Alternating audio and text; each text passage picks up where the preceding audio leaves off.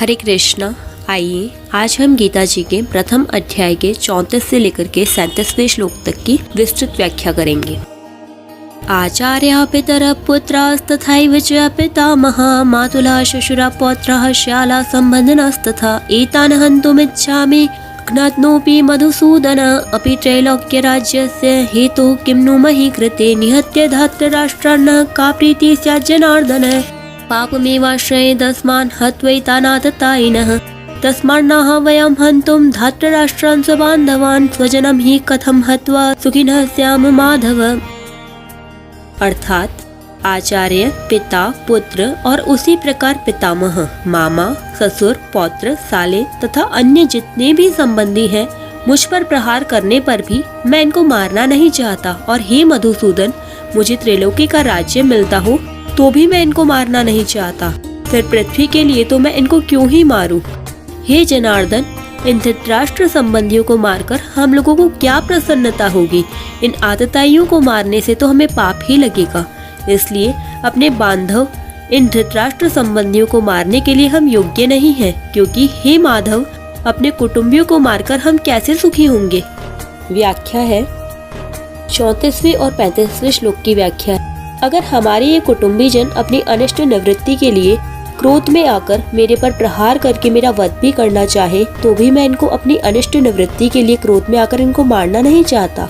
अगर ये अपनी इष्ट प्राप्ति के लिए राज्य के लोभ में आकर मेरे को मारना चाहे तो भी मैं अपनी इष्ट प्राप्ति के लिए लोभ में आकर इनको नहीं मारना चाहता। तात्पर्य यह हुआ कि क्रोध और लोभ में आकर मुझे नरकों का दरवाजा मोल नहीं लेना। यहाँ 2 बार अपी पद का प्रयोग करने में अर्जुन का आशय है कि मैं इनके स्वार्थ में बाधा ही नहीं देता तो ये मुझे मारेंगे ही क्यों। पर मान लो कि पहले इसने हमारे स्वार्थ में बाधा दी है, ऐसे विचार से मेरे शरीर का नाश करने में प्रवृत्त हो जाए तो भी मैं इनको नहीं मारना चाहता। दूसरी बात, इनको मारने से मुझे त्रिलोकी का राज्य मिल जाए, यह तो संभावना ही नहीं है। पर मान लो कि इनको मारने से मुझे त्रिलोकी का राज्य मिलता भी हो तो भी मैं इनको नहीं मारना चाहता। मधुसूदन संबोधन का तात्पर्य है कि आप तो दैत्यों को मारने वाले हैं, पर ये द्रोण आदि आचार्य और भीष्म आदि पितामह दैत्य थोड़े ही है जिससे मैं इनको मारने की इच्छा करूं। ये तो हमारे अत्यंत नजदीक के खास संबंधी हैं। आचार्य, इन कुटुंबियों में जिन द्रोणाचार्य आदि से हमारा विद्या का हित का संबंध है, ऐसे पूज्य आचार्यों की मेरे को सेवा करनी चाहिए कि उनके साथ लड़ाई करनी चाहिए।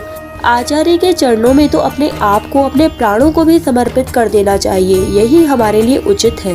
पितर है, शरीर के संबंध को लेकर जो पिता लोग हैं उनका ही तो रूप यह हमारा शरीर है। शरीर से उनके स्वरूप होकर हम क्रोध या लोभ में आकर अपने उन पिताओं को कैसे मारे? पुत्रहा, हमारे और हमारे भाइयों के जो पुत्र हैं वे तो सर्वथा पालन करने योग्य हैं। वे हमारे विपरीत कोई क्रिया भी कर बैठे तो भी उनका पालन करना ही हमारा धर्म है। पितामह, ऐसे ही जो पितामह हैं वे जब हमारे पिताजी के भी पूज्य हैं तब हमारे लिए तो वे परम पूज्य हैं ही। वे हमारी ताड़ना कर सकते हैं, हमें मार भी सकते हैं, पर हमारी तो ऐसी ही चेष्टा होनी चाहिए जिससे उनको किसी तरह का दुख ना हो, कष्ट ना हो, प्रत्युत उनको सुख हो, आराम हो, उनकी सेवा हो। मातुलहा, हमारे जो मामा लोग हैं वे हमारा पालन पोषण करने वाली माताओं के ही तो भाई हैं, अतः वे माताओं के समान ही पूज्य होने चाहिए। शशुरहा, ये जो हमारे ससुर हैं ये मेरी और मेरे भाइयों की पत्नियों के पूज्य पिताजी हैं, अतः ये हमारे लिए भी पिता के ही तुल्य हैं। इनको मैं कैसे मारना चाहूँ? पौत्रहा, हमारे पुत्रों के जो पुत्र हैं वे तो पुत्रों से भी अधिक पालन पोषण करने योग्य हैं। श्यालहा, हमारे जो साले हैं वे भी हम लोगों की पत्नियों के प्यारे भाई हैं, उनको भी कैसे मारा जाए? संबंधन है, ये जितने संबंधी दिख रहे हैं और इनके अतिरिक्त जितने भी संबंधी हैं उनका पालन पोषण सेवा करनी चाहिए कि उन्हें मारना चाहिए। इनको मारने से अगर हमें त्रिलोकी का राज्य भी मिल जाए तो भी क्या इनको मारना उचित है? इनको मारना तो सर्वथा अनुचित ही है। यहाँ अर्जुन ने अपने संबंधियों को नहीं मारने में 2 कारण बताए। अब परिणाम की दृष्टि से भी स्वजनों को नहीं मारना सिद्ध करते हैं। 36वें श्लोक की व्याख्या है निहत्य धार्तराष्ट्रान् है। धृतराष्ट्र के पुत्र और उनके सहयोगी दूसरे जितने भी सैनिक हैं उनको मारकर विजय प्राप्त करने से हमें क्या प्रसन्नता होगी? अगर हम क्रोध या लोभ के वेग में आकर इन्हें मार भी दें तो उनका वेग शांत होने पर हमें रोना ही पड़ेगा। अर्थात क्रोध और लोभ में आकर हम क्या अनर्थ कर बैठे, ऐसा पश्चाताप ही तो करना पड़ेगा। कुटुंबियों की याद आने पर उनका अभाव बार बार खटकेगा, चित्त में उनकी मृत्यु का शोक सताता रहेगा। ऐसी स्थिति में हमें कभी प्रसन्नता हो सकती है क्या? तात्पर्य है कि इनको मारने से हम इस लोक में जब तक जीते रहेंगे तब तक हमारे चित्त में कभी प्रसन्नता नहीं होगी, और इनको मारने से हमें जो पाप लगेगा वह परलोक में हमें भयंकर दुख देने वाला होगा। आतताई 6 प्रकार के होते हैं: आग लगाने वाला, विष देने वाला, हाथ में शस्त्र लेकर मारने को तैयार हुआ, धन को हरने वाला, जमीन राज्य छीनने वाला और स्त्री का हरण करने वाला। दुर्योधन आदि में 6 ही लक्षण घटते थे। उन्होंने पांडवों को लाक्षागृह में आग लगाकर मारना चाहा, भीमसेन को जहर खिलाकर जल में फेंक दिया, हाथ में शस्त्र लेकर वे पांडवों को मारने के लिए तैयार ही थे। युद्ध क्रीड़ा में छल कपट करके उन्होंने पांडवों का धन और राज्य हर लिया। द्रौपदी को भरी सभा में लाकर दुर्योधन ने मैंने तेरे को जीत लिया, तू मेरी दासी हो गई आदि शब्दों से बड़ा अपमान किया, और दुर्योधन आदि की प्रेरणा से जयद्रथ द्रौपदी को हर कर ले गया था। शास्त्रों के वचनों के अनुसार आतताई को मारने से मारने वाले को कुछ भी दोष नहीं लगता, परंतु आतताइयों को मारना उचित होते हुए भी मारने की क्रिया अच्छी नहीं है। शास्त्र भी कहता है कि मनुष्य को कभी भी किसी भी जीव की हिंसा नहीं करनी चाहिए। हिंसा नहीं करना परम धर्म है। जैसा कि कहा गया है, अहिंसा परमो धर्म है। अतः क्रोध लोभ के वशीभूत होकर कुटुंबियों की हिंसा का कार्य हम क्यों करें? आतताई होने से दुर्योधन आदि मारने के लायक है ही, परंतु अपने कुटुंबी होने से इनको मारने से हमें पाप ही लगेगा, क्योंकि शास्त्रों में कहा गया है कि जो अपने कुल का नाश करता है वह अत्यंत पापी होता है। अतः जो आतताई अपने खास कुटुंबी है उन्हें कैसे मारा जाए? उनसे अपना संबंध विच्छेद कर लेना, उनसे अलग हो जाना तो ठीक है, पर उन्हें मारना ठीक नहीं है। जैसे अपना बेटा ही आतताई हो जाए तो उससे अपना संबंध हटाया जा सकता है, पर उसे मारा थोड़े ही जा सकता है।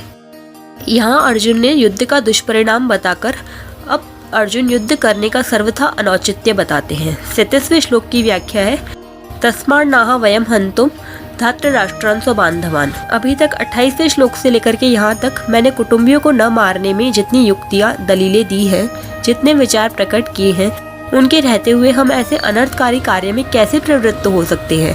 अपने बांधव इन धृतराष्ट्र संबंधियों को मारने का कार्य हमारे लिए सर्वथा ही अयोग्य है, अनुचित है। हम जैसे अच्छे पुरुष ऐसा अनुचित कार्य कर ही कैसे सकते हैं? स्वजनम ही कथम हत्वा सुखिनः स्याम माधव। हे माधव, इन कुटुंबियों के मरने की आशंका से ही बड़ा दुख हो रहा है, संताप हो रहा है, तो फिर क्रोध तथा लोभ के वशीभूत होकर हम उनको मार दें तो कितना दुख होगा। उनको मारकर हम कैसे सुखी होंगे? यहाँ ये हमारे घनिष्ठ संबंधी है। इस ममता जनित मोह के कारण अपने क्षत्रियोचित कर्तव्य की तरफ अर्जुन की दृष्टि ही नहीं जा रही। कारण कि जहाँ मोह होता है वहाँ मनुष्य का विवेक दब जाता है। विवेक दबने से मोह की प्रबलता हो जाती है। मोह के प्रबल होने से अपने कर्तव्य का स्पष्ट भान नहीं होता। अब यहाँ यह शंका होती है कि जैसे तुम्हारे लिए दुर्योधन आदि स्वजन है, ऐसे ही दुर्योधन आदि के लिए भी तो तुम स्वजन हो। उस स्वजन की दृष्टि से तुम तो युद्ध से निवृत्त होने की बात सोच रहे हो, पर दुर्योधन आदि युद्ध से निवृत्त होने की बात ही नहीं सोच रहे। इसका क्या कारण है? इसका उत्तर अर्जुन आगे के 2 श्लोकों में देंगे, जिसकी व्याख्या हम कल करेंगे। हरे कृष्णा, राधे राधे।